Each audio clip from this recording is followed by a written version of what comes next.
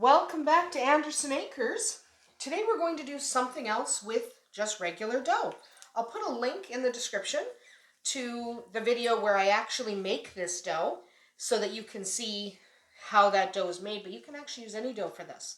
So I had somebody ask me if I make my own hot dog buns. And I said, yeah, of course I do. And they wanted to know how. What's the secret to making a decent hot dog bun? So today we're going to make hot dog buns. It's really easy. Again, you can use any dough you like.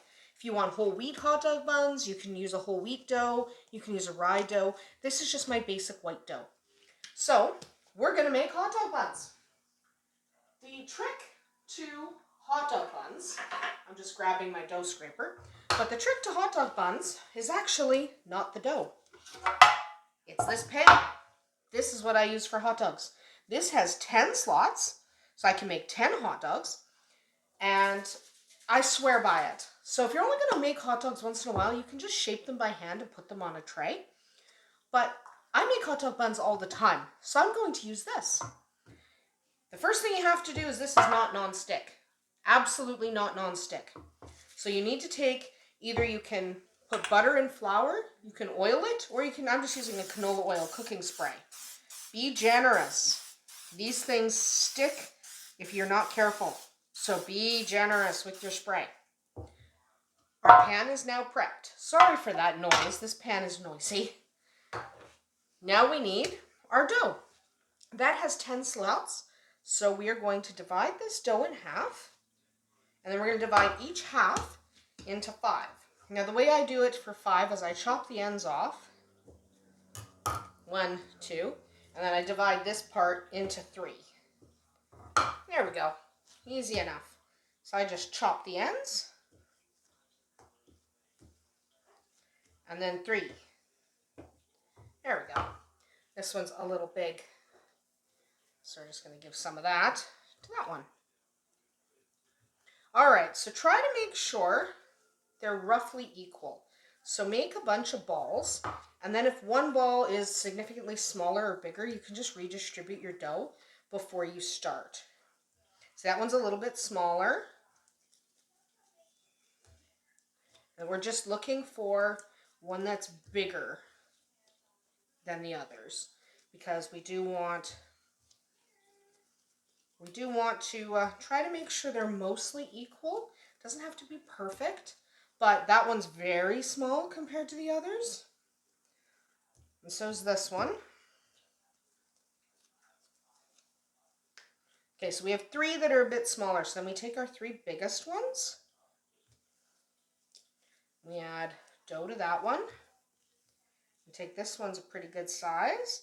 We just rip some dough off the bottom. Okay. And then we pick our next biggest one. This one has air bubble.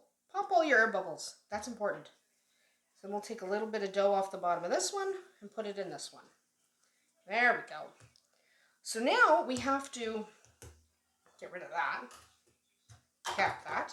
And now we have, I'm just going to line these up over here. It's easier.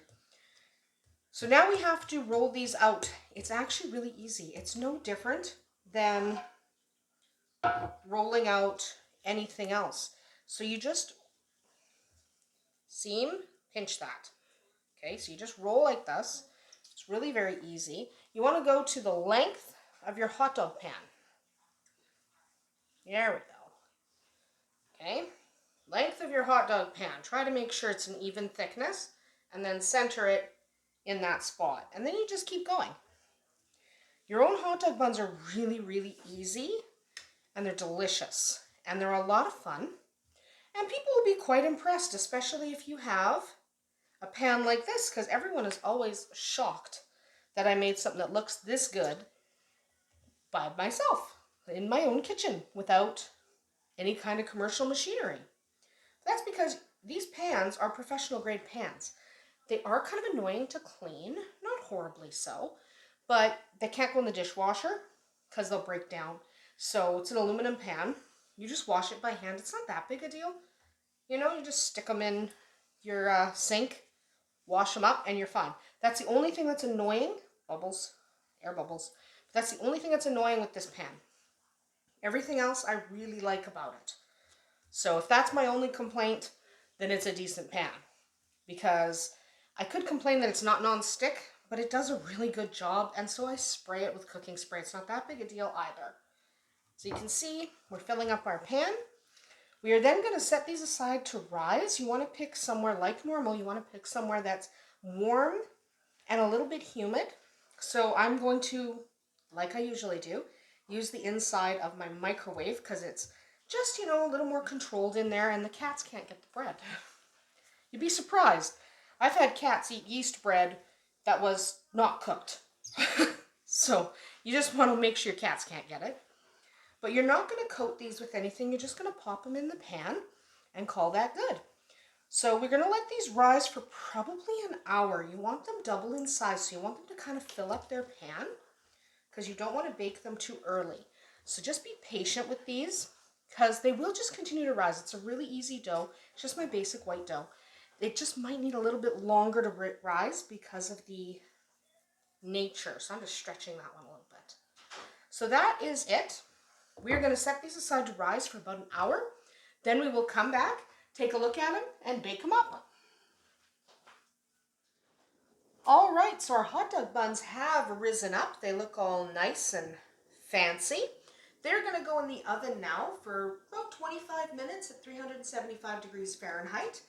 They only need to be in there for 25 minutes. Don't bake them longer than that or they'll actually be too dark.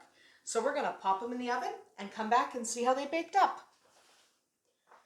And there you have it. Our hot dog buns are now baked and ready. We do have one that didn't quite rise enough, but that's okay.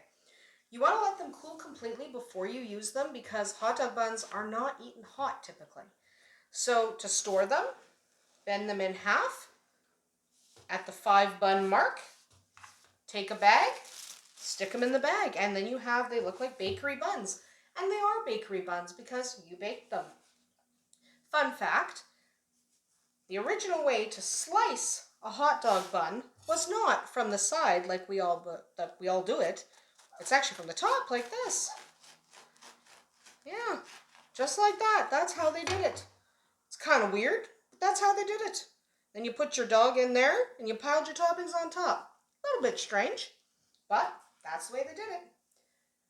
Anyway, hopefully you will take the time to make some hot dog buns for yourself. It's another way to use the basic recipes for bread for another variation on just your regular loaves.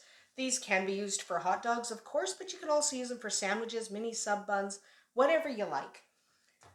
So thank you for joining us today here at Andersen Acres. We hope you come back to the farm, and we'll see you tomorrow.